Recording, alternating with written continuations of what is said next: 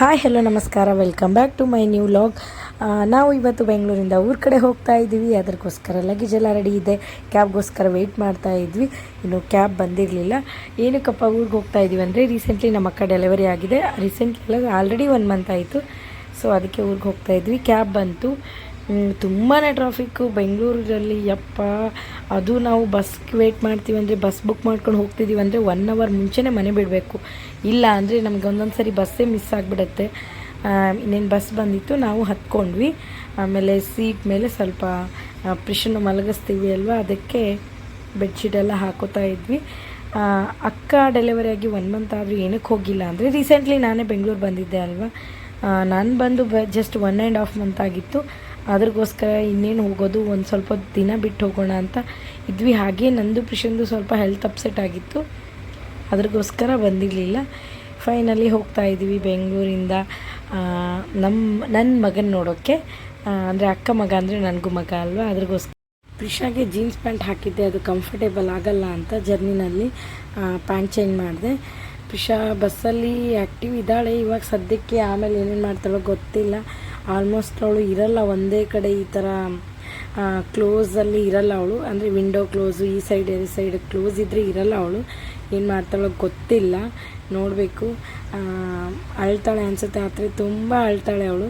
ಏನು ಮಾಡ್ತಾಳೋ ನೋಡಬೇಕು. ಇದು ಸೆಕೆಂಡ್ ಟೈಮ್ ಅವಳಿಗೆ ಲಾಂಗ್ ಜರ್ನಿ. ಮೇ ಬಿ ಇರಲ್ಲ ಅಂದ್ಕೊಂಡಿದ್ದೀನಿ, ಯಾಕಂದರೆ ಫಸ್ಟ್ ಟೈಮ್ ಕರ್ಕೊಂಬಂದಾಗ ಬೆಂಗಳೂರು ನಾವು ಬಂದಾಗ ಅವಳು ತುಂಬಾ ಹತ್ತಿದ್ಲು. ಈ ಟೈಮ್ ಅಳಲ್ಲ ಅಂತ ಅನ್ಕೋತಾ ಇದ್ವಿ, ಏನು ಮಾಡ್ತಾರೋ ಗೊತ್ತಿಲ್ಲ. ಓನಮ್ಮ, ಏನಮ್ಮ ಜೇಜಿಮ್ಮ ಒದಿತಾ ಇದೆ ಅಮ್ಮಗೆ. ಒದಿಬಾರ್ದು ಕಂದ, ಒದಿಬಾರ್ದು ಅಮ್ಮ.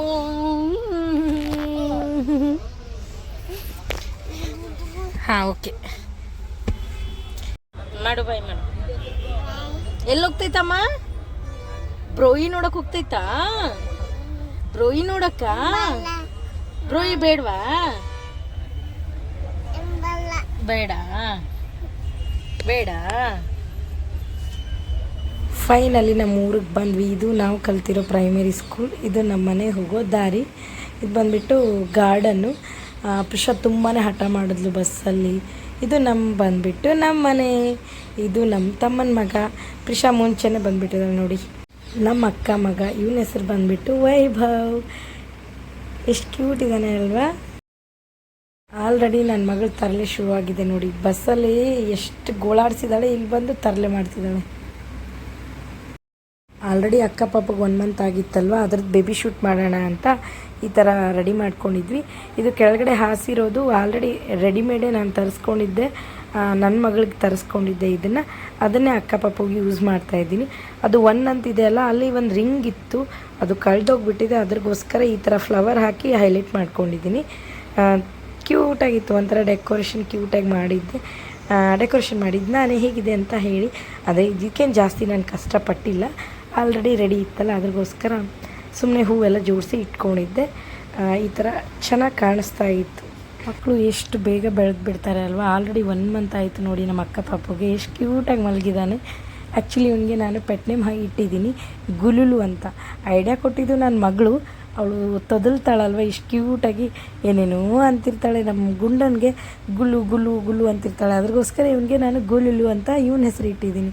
ಕ್ಯೂಟಾಗಿದೆ ಅಲ್ವಾ, ಒಂಥರ pet name. Cutest baby.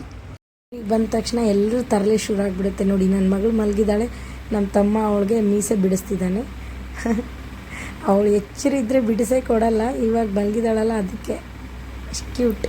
Next day ನಮ್ಮ ಹೈಸ್ಕೂಲ್ ಫ್ರೆಂಡ್ ಮದುವೆ ಇತ್ತು. ಸೊ ಮದುವೆಗೆ ಹೋದ್ವಿ. ತುಂಬಾ ಚೆನ್ನಾಗಾಯಿತು ಮದುವೆ. ಎಲ್ಲ ಫ್ರೆಂಡ್ಸ್ ಮೀಟ್ ಆಗಿದ್ವಿ, ತುಂಬಾ ಖುಷಿ ಆಯಿತು. ಇದು ನಮ್ಮ ಫುಲ್ ಬ್ಯಾಚ್, 2011 ಬ್ಯಾಚ್. ಅಂದರೆ ಇನ್ನೂ ತುಂಬಾ ಫ್ರೆಂಡ್ಸ್ ಮಿಸ್ ಆಗಿದ್ದರು. ಬಟ್ ಇಷ್ಟು ಜನ ಬಂದಿರೋದು ಈ ಬ್ರದರ್ ಮದುವೆಗೆ ಅನಿಸುತ್ತೆ. ಆ ಬ್ರದರ್ಗೆ ಆಲ್ರೆಡಿ ಕೆಳಗಡೆ ಕಳಿಸ್ಬಿಟ್ಟಿದ್ದಾರೆ ಫೋಟೋ ತೆಗಿಯೋಕ್ಕೆ. ಮದುವೆನಲ್ಲಿ ಸ್ವಲ್ಪ ರೀಲ್ ಮಾಡಿಕೊಂಡು ಹಾಗೆ ಊಟ ಮಾಡಿಕೊಂಡು ಮನೆಗೆ ಬಂದ್ವಿ. ಇದಾಗಿತ್ತು ಇವತ್ತಿನ ವ್ಲಾಗ್. ಇದು ಬಂದುಬಿಟ್ಟು ಒಂದು 2 ಡೇಸ್ ವ್ಲಾಗು ಹಾಗೆ ಅಪ್ಲೋಡ್ ಮಾಡಿದ್ದೀನಿ. ವಿಡಿಯೋ ಇಷ್ಟ ಆಗಿದ್ರೆ ಲೈಕ್ ಮಾಡಿ, ಶೇರ್ ಮಾಡಿ, ಹಾಗೆ ಕಮೆಂಟ್ ಮಾಡಿ. ಪಕ್ಕದಲ್ಲಿರೋ ಬೆಲ್ ಐಕಾನ್ನ ಕ್ಲಿಕ್ ಮಾಡಿ. ಥ್ಯಾಂಕ್ ಯು, ನಮಸ್ಕಾರ, ಬಾ.